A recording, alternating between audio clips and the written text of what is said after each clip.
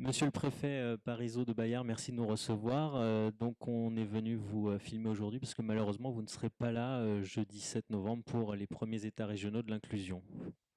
Oui, je tiens à saluer toutes les personnes présentes à ces états généraux. Je n'ai pas pu être là à cause de missions nationales dans mon rôle de préfet, mais je suis de tout cœur avec tous ceux qui aujourd'hui veulent faire participer et les personnes en situation de handicap à la réflexion et aussi, bien entendu, réfléchir à l'avenir, c'est-à-dire comment mieux et plus intégrer euh, les personnes handicapées dans le monde de l'entreprise ou dans la fonction publique. Alors vous avez été le premier sous-préfet en 2008 en situation de handicap et premier préfet en 2011. Quelle est votre mission aujourd'hui? C'est une mission nationale de service public. Alors tout à fait, j'ai été nommé donc préfet en mission de service public. Vous savez qu'en France, il y a 101 préfectures avec 101 préfets territoriaux et il y a 6 préfets sans préfecture qu'on appelle les préfets en mission. Et j'ai été donc nommé préfet en mission de service public pour m'occuper de la question de l'exclusion au niveau national et régional en Languedoc-Roussillon. Donc un petit mot sur des précisions sur cette mission, en quoi ça consiste? Bien, au suivi du plan pauvreté, précarité et lutte contre l'exclusion au niveau national avec François Chérec, c'est-à-dire que nous faisons le tour de France pour voir l'application de ce plan, sachant que la précarité augmente en France et qu'il faut essayer de comprendre ce phénomène pour apporter des solutions. Alors, le thème de cette soirée, c'est bien sûr l'inclusion. Qu'est-ce que ça signifie pour vous, l'inclusion? L'inclusion, c'est faire en sorte que tout citoyen français puisse avoir les mêmes droits et la même reconnaissance de ses talents et la même vie civique que les autres. Ça veut dire que la République a besoin de pouvoir faire le point et de pouvoir associer et intégrer toute personne, quelle que soit sa différence, à la vie de la société.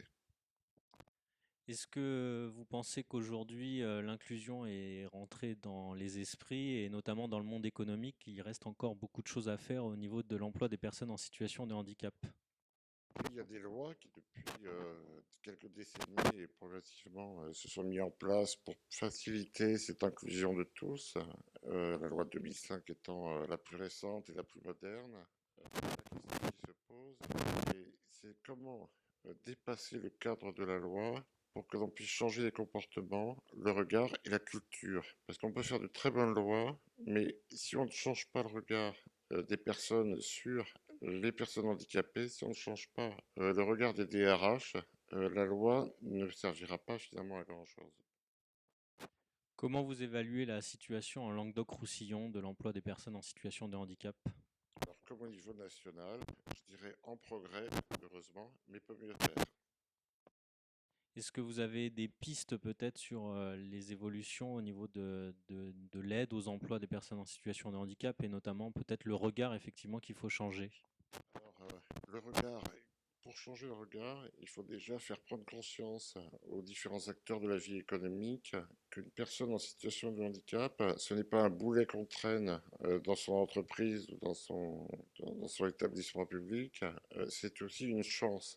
Vous savez qu'aujourd'hui, il y a des études qui ont été faites au niveau des différents cabinets de recrutement du CAC 40 et qui montrent que lorsqu'il y a des personnes en situation de handicap ou des personnes qui sont différentes, la productivité augmente de 13%.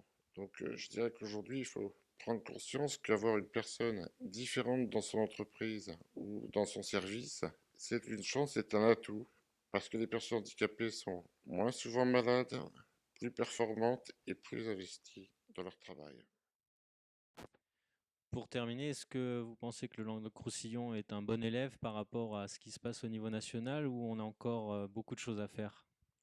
Faire une réponse aussi globale, c'est pas évident parce que tout dépend des secteurs, tout dépend des territoires, tout dépend des responsabilités. Je dirais qu'il y a des zones où ça avance bien et puis d'autres où ça avance moins bien. On sait par exemple que il y a des entreprises qui refusent d'embaucher des personnes en situation de handicap et qui préfèrent payer une amende. Et je crois que c'est là que le travail doit être mené. Il faut absolument sensibiliser, mais avec des arguments économiques et non pas avec des arguments misérabilistes. Il ne s'agit pas d'embaucher des personnes par un souci de pitié, mais il s'agit d'embaucher des personnes pour leurs compétences, pour leur sérieux et pour leur professionnalisme. Pour terminer, monsieur le préfet, donc on va proposer à toutes les entreprises et les collectivités qui sont dans l'assistance de s'engager, de signer une charte d'engagement sur les 2 prochaines années. Est-ce que vous pouvez peut-être les encourager à nous suivre? Bien sûr, cette charte d'engagement permettra évidemment à de nombreuses personnes d'être reconnues pour leur talent, pour leur capacité, pour leur volonté de travailler. Je crois qu'un chef d'entreprise, un responsable au public, a cette responsabilité de donner sa chance à tous. Non pas sa chance pour, je dirais, se consoler ou se donner bonne conscience, mais une charte d'engagement pour pouvoir réussir et améliorer les capacités, les performances de son entreprise. Merci beaucoup, monsieur le préfet Parisot de Bayard.